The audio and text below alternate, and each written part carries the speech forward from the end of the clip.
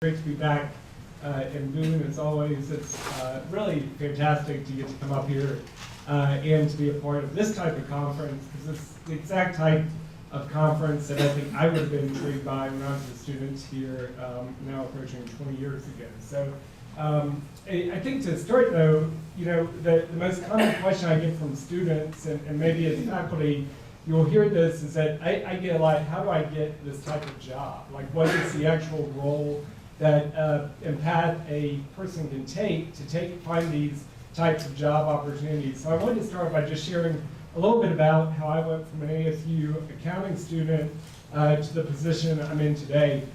And where that began with was starting, like many accounting students, with a Big Four firm, so with KPMG and their audit practice in Atlanta, and then moving to San Diego, and working as a typical auditor does in the first few years. And after my kind of few years at KPMG in that group, like many people that joined the Big Four firm, I went into industry and started working for Gateway Computers. If you remember the cow company, right?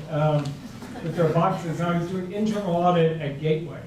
And in part of internal audit, I started to look at, we were actually, when I joined Gateway, we were kind of neck and neck with Dell, and it was kind of right at the crest of Gateway's success, I think, as I was joining. So there started to be a big focus on cost reduction.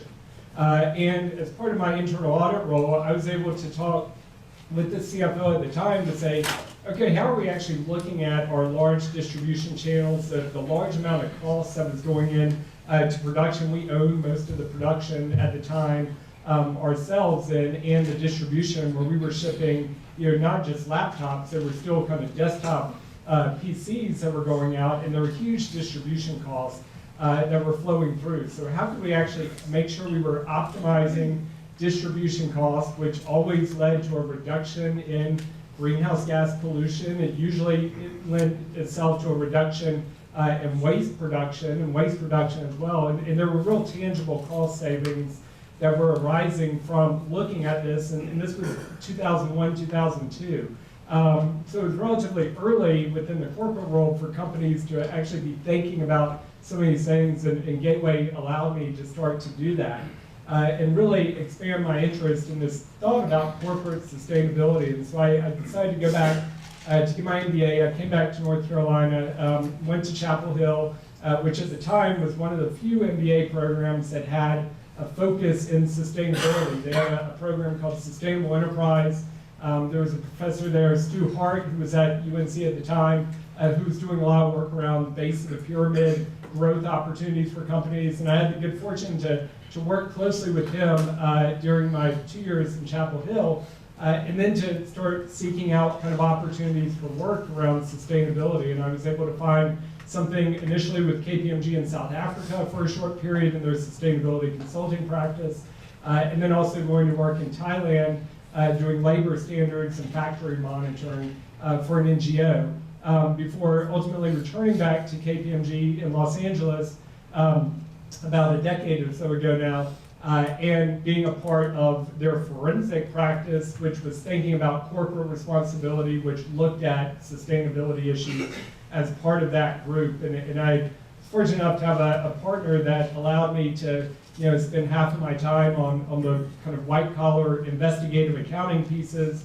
and the other half of my time trying to develop sustainability opportunities as a practice, and doing things like helping Warner Brothers think about their sustainability impacts and the types of reporting they should do, or working with Disney to think about what they were doing around their reporting space. And about 5-6 years ago, I was asked by my current boss, who's based in London, to come join him. He was brought on to KPMG by our global chairman at the time to be our first global head of corporate citizenship. He was coming from the BBC. He had been a journalist before. He had led up kind of the CSR function at the BBC for a while, and was tasked to developing an international program for KPMG corporate citizenship.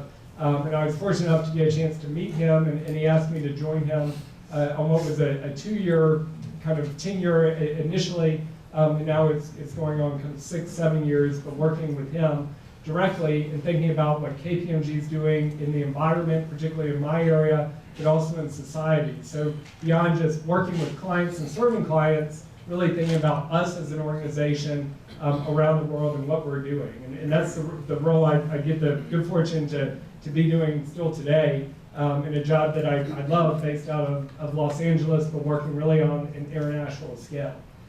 What I want to cover today are really four things, kind of thinking about corporate sustainability from an accounting firm's perspective, right?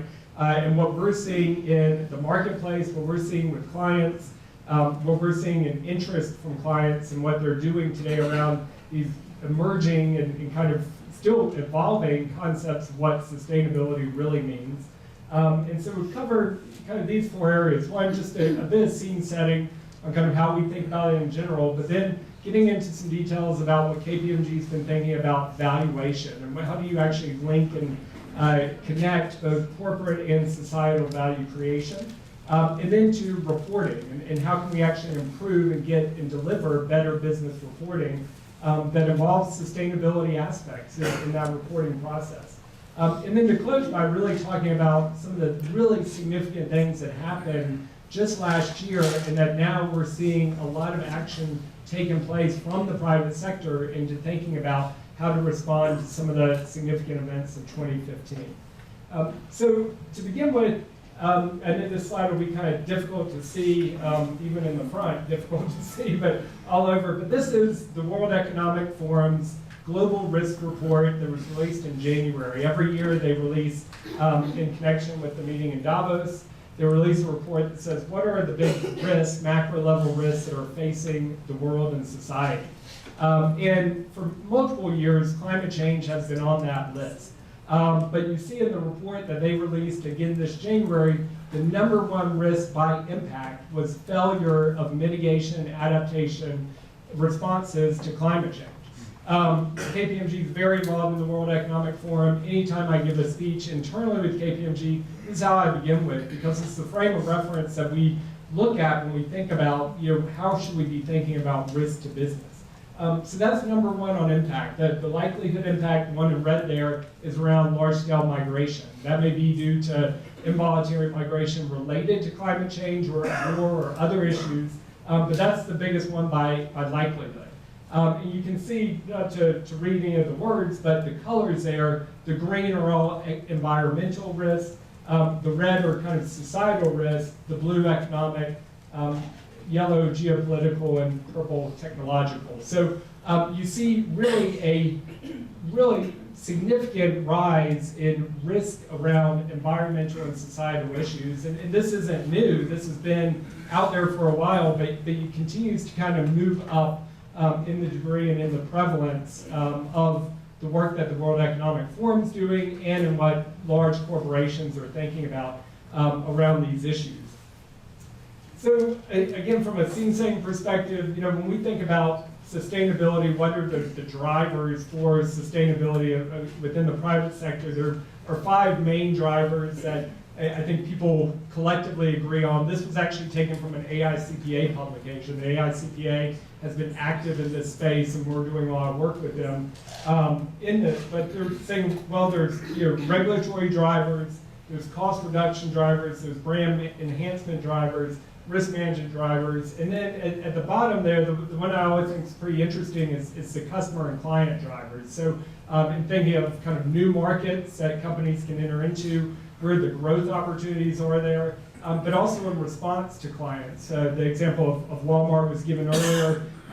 For probably 6-7 years ago, we were meeting with Walmart, talking with them about the sustainability scorecard that they put in place for their suppliers that they've been using for several years, and they're now actually giving kind of preferred product placement in some venues for the companies that are considered best in class from their sustainability scorecard rankings. So you're seeing kind of customers and clients going throughout their supply chain to actually demand better sustainability performance among their suppliers, and that translates to really improved performance and more robust reporting of performance. And then at the bottom there, we talk about kind of the growth side of the story, and that from research that KPMG's done, we've seen anywhere from around 40% of executives that we talk to really see sustainability from the lens of product and service innovation and also future growth.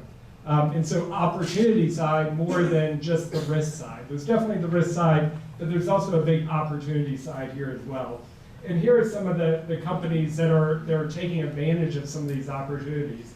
I won't go through each one of them, but I'll highlight just two examples here. One is, again, the growth story or new product story. A company I'm close with in LA, the Honest Company, founded by Jessica Alba and Christopher Gavigan, has been focused on figuring out how to develop products that have a lower environmental footprint, that may not use as many chemicals in their design and creation and manufacturing. And they've actually created a pretty robust market based on that, to where they're valued now at about $1.7 billion and likely to IPO later this year. You also see companies that are tapping kind of sustainability avenues for additional access to capital. If we think about the green bond market or the climate bond market, financing for green endeavors, that was about 50 billion last year. It may get up to, some projections are to 100 billion of issuances this year. It's probably more about 80 billion. But it's companies that are tapping sustainability criteria for the issuance and new financing of sustainability-related activities. A good example of that is where my wife works, Toyota. Just about a month ago, they issued a $2.5 billion bond that would help fund some of their investments in hydrogen fuel cell vehicles. So actually using the bond proceeds for that investment and setting specific bond criteria. And where KPMG becomes involved is not necessarily for that one, but for other green bonds. We actually go in and verify use of proceeds against the terms within the bond. So you see from a service perspective, we're actually out there helping companies in terms of verifying use of proceeds against what they're listing within the bonds that are being issued around this sustainability domain. So this brings us to the second area, and that's really kind of understanding value and how do companies think about value, which has been brought up multiple times already today. And what I've got here is just kind of a quote. I know in the back it may be hard to see, but it's from Warren Buffett, saying that really when he thinks about value and the keys to profitability, it comes down to three things. It's people, it's the communities, and the environment as being some of the key items that are essential to really long-term profitability. And this is thinking that the KPMG has been looking at for quite some time. And about 3 or 4 years ago, we released this publication. We did it with Oxford, and thinking about what is this new vision of value and this terminology of bringing externalities into internalizing those externalities and placing some type of monetarization against those externalities, and thinking about how to actually bring it in when we're talking about corporate value. And so this publication helped frame some of the global services that we've started to offer the last few years, and helping us think alongside our clients to think about how should they be thinking about these areas of externalities and the ability to impact value and get a much wider understanding of value than what has historically been done. So within that document, there's one example to make it a bit more tangible. One example that we put together was this one, just as kind of an overview of a company's operations and what would those positive and negatives impacts on value be. So if you look at, again, within supply chain, this could be any type of manufacturing organization. You may see that they're buying stuff made of recycled materials. They may have a supplier code of conduct in place that identifies specific wages that should be paid within the supply chain, or certain employment practices that should be followed and adhered to. So the positive side on the supply chain, but equally in terms of the negative side, what are the environmental damages that could be caused from the suppliers that are providing the raw materials to the organization? Are there risks of things within the labor supply that should be looked at. Potential uses of slave labor even, and that's something that we still see today. Nestle just about 6 months ago admitted to finding slave labor down within their supply chain. So how do you actually start thinking about those material risks, and is there a way to monetize them when you're thinking about value overall? Then if we think about the actual direct operations of an organization, maybe they're focused on using 100% renewables like Walmart has committed to, that was mentioned earlier. Maybe they're investing in employee training that's going to benefit the local community. But then on the negative side, are there worker injuries or accidents that are taking place? Is there greenhouse gas pollution that's being emitted from their operations? So how can you think about those and value them? And then downstream, in terms of the products that are being supplied, is there a societal benefit? Is there a way to measure and value that? On the negative side is maybe a product that's manufactured and purchased, maybe it's not disposed of properly. Think of batteries or paint. What's the ways to actually find a way to value that and look at the valuation of that? And so we at KPMG, we worked with a number of different clients to start thinking about this. And one of the first companies we worked with of this concept that we now call KPMG True Value was a cement manufacturer in India that wanted to just try to understand a little bit more where some of the material issues that they were facing were within the full area of the value chain, and be able to use that information to help make internal management decisions. And then we started working with a few other companies. Volvo hired KPMG to come do some work for them around natural gas buses. The Dutch Railways hired us to help look at things that they were doing in terms of societal value.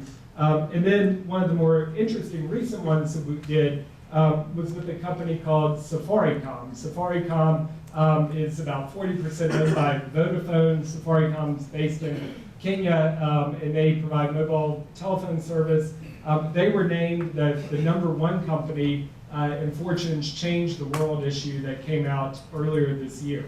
And why they were named the #1 company was because of the service they have called M-Pesa, which really allows people to make transactions through their mobile phone and to be able to conduct commerce through their mobile phones. And it's something that today, you have about 17 million people using this technology, mostly within Africa, some other regions as well, that are being able to benefit from this service that's now being provided.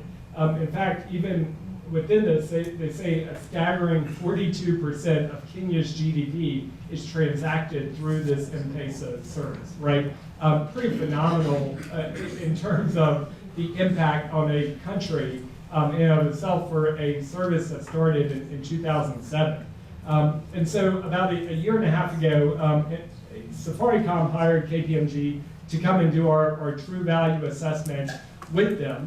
This was KPMG corporate finance people, it was our sustainability people, it was some market research groups that we work with to actually come and think about what is the full value of what Safaricom is providing. And they wanted to be able to use that information to know if they were fulfilling the mission that they've set up. It's information they can use when they meet with government officials. It's information they can use to talk to other stakeholders to say, here's what we're actually providing in terms of the value of our organization. And they could also use that information to think about where are they optimizing value and what should they be really focused on to provide even further value to society that links up to their traditional profitability as well. Again, these slides are hard to see in the back, but it's the details are less important than the kind of the overview, and that is that what we did with Safaricom was we went in and said, okay, well, if you think about the traditional elements of value, we first looked at, what is your revenue, cost, profitability, and you get one figure that they've been publicly reporting for a while in terms of how they're doing as an organization. But then we went back and said, okay, well, let's start thinking through the different elements there. So first, economic value. We did an economic impact assessment. What is the amount of taxes they're paying, the jobs that they're creating, what are the add-on effects of the jobs in the local community? What's that single piece, which is a pretty significant piece, of the value that they're actually bringing to, this was specifically within Kenya, to think about their overall value as an organization. And then we went and looked at, okay, in addition to that, what else are they, what are the negative sides of that? So there is some reduction in the economic value due to corruption within Kenya. So there's some positives and negatives on the economic impact assessment are within that. Then looking at societal value, again, we talked about 42% of Kenyan GDP transacted through M-Pesa, pretty significant societal benefits from that, from now having people that weren't previously on the financial grid that now have a secure means to develop and build their own personal savings. We identified ways to provide valuations for that.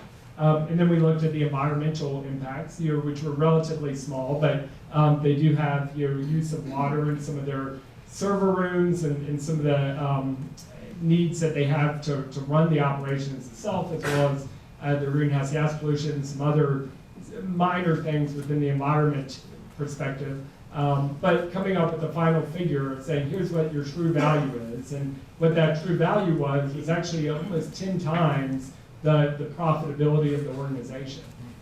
So thinking about that organization in this much more holistic manner, trying to provide a balanced viewpoint of how should you be thinking about this, doing this through interviews with NGOs, with I think it was about 2,000 stakeholders in total that were interviewed through various means to come up with these valuations as part of this almost a year-long project.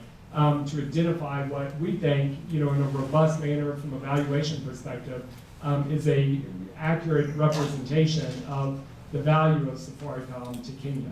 And this is a service that we're doing with probably about active right now, maybe about a dozen or so large companies, but that we see a future pipeline in terms of interest from clients that are really trying to get a better understanding of some of the impacts that they're having, monetizing them so they can focus on the material issues, and then using that information to hopefully improve performance over time in terms of long-term growth.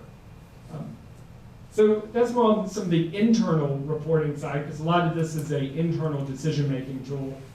But on the other side is the external communication point. And one of the things that KPMG about a decade ago, we started coming up with thinking around how do you actually do better business reporting.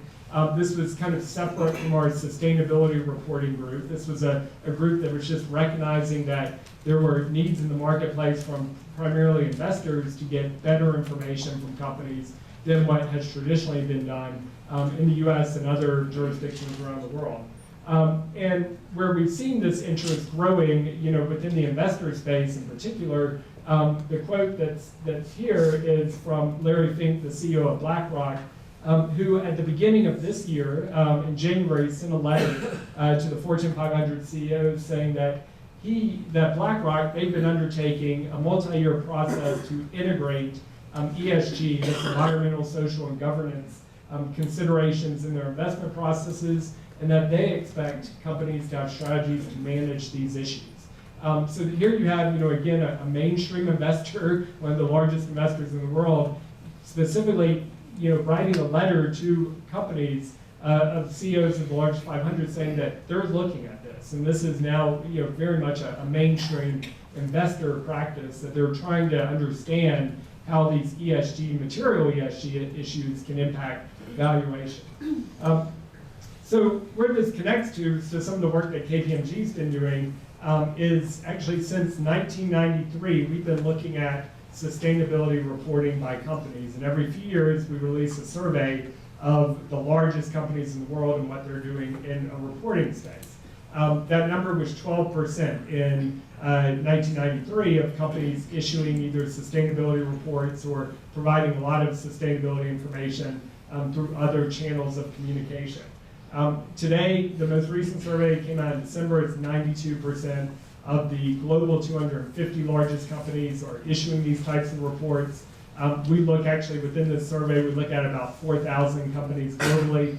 Across that full amount of 4,000, it's the 100 largest in each country we look at, and the average is around 72% in total issuing these reports. So this is something that, from a large company perspective, the vast majority is today and has been for several years are issuing sustainability, corporate responsibility reports, or providing other information through reporting channels that talk about sustainability performance, or have some connection to sustainability performance. And I think we've seen, now that this is just very much a commonplace issue.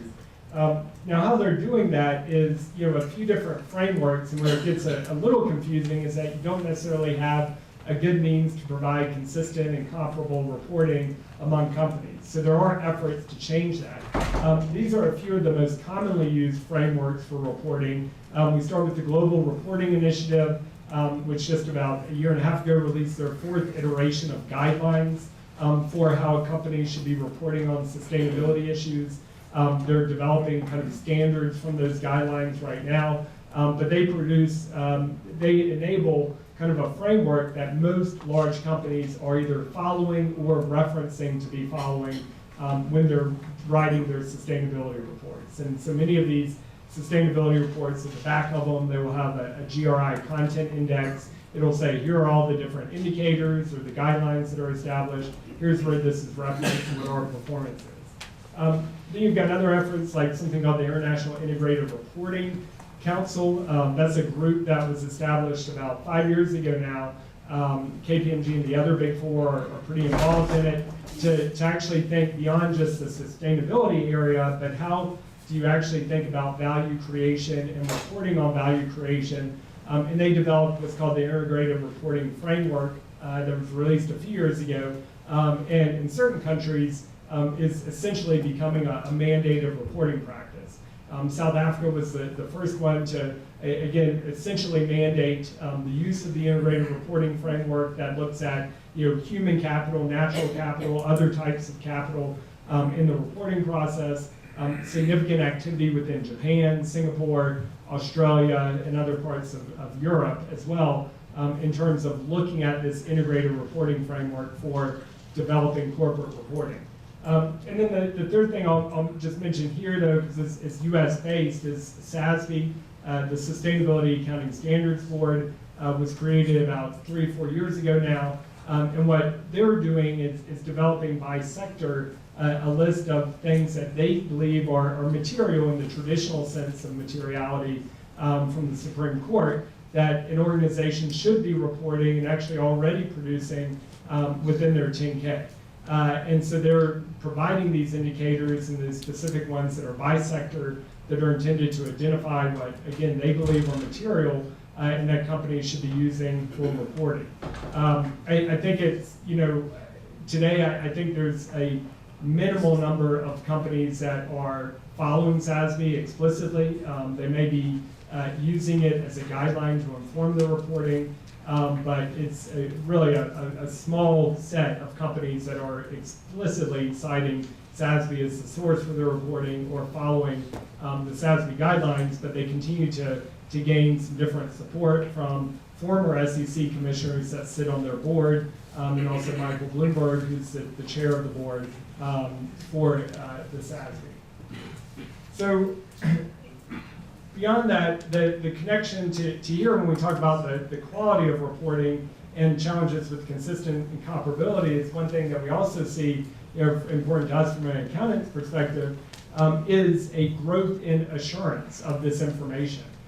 So in the types of reports that were issued in 2015, 64% of those had assurance on some element of the report, maybe just some indicators, some negative assurance on indicators, perhaps reasonable assurance on the document itself that were available and usually done the majority of the time by a big four accounting firms. There's also different environmental group certification groups that are out there, but the majority now of these large companies are being done by accounting firms, and a lot of times it's usually the financial statement auditor is also the sustainability assurance auditor. And what the quote I've got up here on the other side of the screen is from our global head of assurance, Larry Bradley, who really talks about that we are seeing increased demand from investors and other stakeholders of us of getting additional, broader range of assurance on these traditional non-financial items. So this is something that we see continuing to grow. Just in the last year in particular, we've seen significant growth in terms of the assurance we're providing in the US, and in terms of the client discussions that we're having about seeking this service for them going forward. So we see kind of continued growth in this and expansion of our own attestation services here in the US to more mirror what we've been doing for quite some time on a global basis.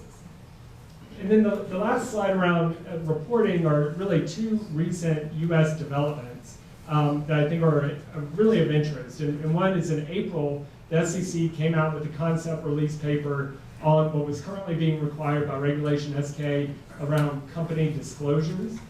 Within that kind of very long concept release, I think it was 100+ pages, there was a section specifically devoted to the inclusion of sustainability information within disclosure requirements and a desire to seek more informed feedback for the SEC to consider as they look at updating corporate disclosure requirements going forward.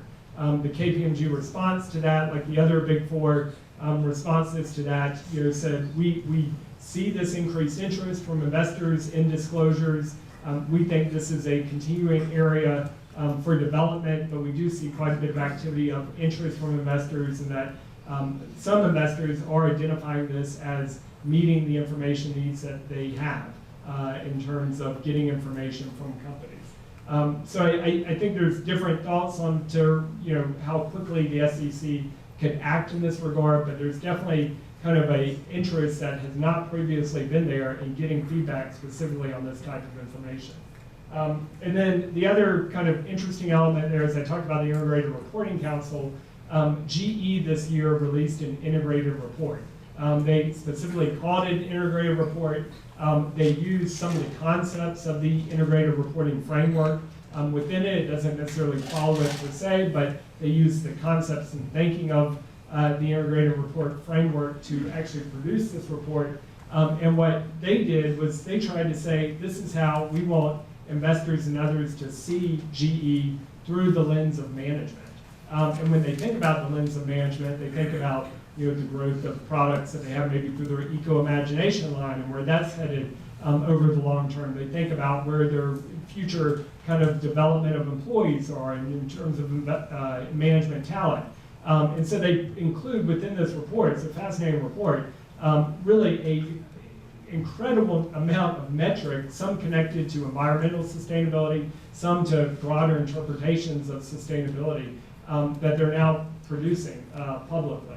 So it's a good one to reference if you're thinking about kind of US reporting in this space beyond the traditional corporate responsibility report. So lastly, I wanted to talk a little bit about some of the things that happened in 2015 and the significance of those to what is being taking place today in terms of the private sector actions based on kind of the view that we have from a service provider perspective. And the quote here is from Paul Pullman, CEO of Unilever. Unilever's really been at the forefront of thinking around sustainability since Paul took over several years ago. And what Paul's focused on thinking about is that really through the focus on sustainable development, there's a huge opportunity to unlock trillions of dollars through new markets, investments, innovation. That we really have to think about how to do that by challenging our current practices and developing better models going forward. And again, Unilever is the perfect example of a company that's trying to do this at a very large scale. So in 2015, most of you would be aware of the COP21, the UNFCCC climate change negotiations that happened in Paris, and the outcome of those agreements that we think have an impact for the private sector as much as for national governments as well. KPMG and the other Big Four, we were all participating and involved at COP21, looking at providing private sector voice into what was being negotiated by governments. And there was actually a real opportunity for private sector feedback into the negotiation process themselves this year, which had not always been there historically. And some of the things that were agreed upon during those final agreements and that we believe are predictions kind of for the future is one that there's going to be increased carbon regulation. There already is quite a bit of it globally. That's going to continue to increase over time. What was agreed in terms of the reduction in emissions and the desired temperature thresholds is going to require more regulations. Companies need to be thinking about that on a global basis because those regulations are already in most places and they're only going to increase over time. There's also going to be additional carbon disclosure requirements. As part of the COP21 kind of Paris timetable, there was also the establishment by the Financial Stability Board, which is a group of G20 countries, to decide to develop the Task Force for Climate-Related Financial Disclosures. KPMG was a part of the initial membership of that task force, which over the course of the next year is going to be identifying the best leading practices within climate-related financial disclosures and making recommendations to countries and to the finance ministers of the G20 in terms of how they should be thinking about the disclosure requirements connected to climate-related issues by the private sector. So this is something that's happening now. They came out with their phase 1 report in April, May. They'll come out with their recommendations in December. This will impact most large businesses around the world in terms of starting to think about what they should be reporting beyond maybe what they're already doing. We also think there's going to be new and higher carbon prices that are out there today. There are certain jurisdictions that have different types of carbon prices today. A number of companies, about 120 or so, large companies actually use internal carbon prices themselves, but the range of what those prices are varies greatly. And we think there will be definitely kind of an increase in that carbon price as it gets disseminated either through emission trading schemes or other regulatory elements that companies need to be thinking about today to reduce those further financial burdens related to carbon pricing. And that performance will be benchmarked. So companies they already are today. You can look on a Bloomberg terminal and you see scores related to carbon disclosures that are being reported, but this performance is really going to be benchmarked even more going further by investors, and everything that you see happening today is directly supporting that kind of perspective. So lastly, just kind of within COP21 climate change in particular, we already see businesses responding to this. I think as we've talked about this internally, we have a set of our biggest global accounts, our global platinum accounts. 70% of our global platinum accounts actually specifically called for action in Paris ahead of the COP21 negotiations. This is something that business recognizes, has to be dealt with, has to be addressed. Businesses are increasingly vocal about doing stuff, but behind the scenes, they're even more robustly implementing programs that are going to reduce their climate-related risk. The examples that are here, Microsoft, again, one of the 120 plus big companies that are using internal carbon pricing. Nestle, one of, I think, about 200 companies now that have pledged to be 100% renewable over different timetables, but usually most of those are within the next decade. Morgan Stanley joining a host of other banks to reduce their financing for coal mining or new coal facilities. Tata Steel saying how they're going to actually look at cutting in half the amount of energy required to make steel over the next 4 decades. So, significant, challenging goals, but significant goals that are being put in place and that are indicative of kind of the business mindset at a large-scale global business mindset of what's happening in the challenge that faces us. And then the last item I have here, the other 2015 development was last September, was the announcement of the Sustainable Development Goals, kind of the following on the Millennium Development Goals that sunset in 2015. And what the Sustainable Development Goals are intended to do is to set 17 high-level goals with underlying targets beneath each one of them that are needed for a sustainable future with these targets seeking to be achieved by 2030. And the private sector actually had a significant amount of involvement within the development of the Sustainable Development Goals.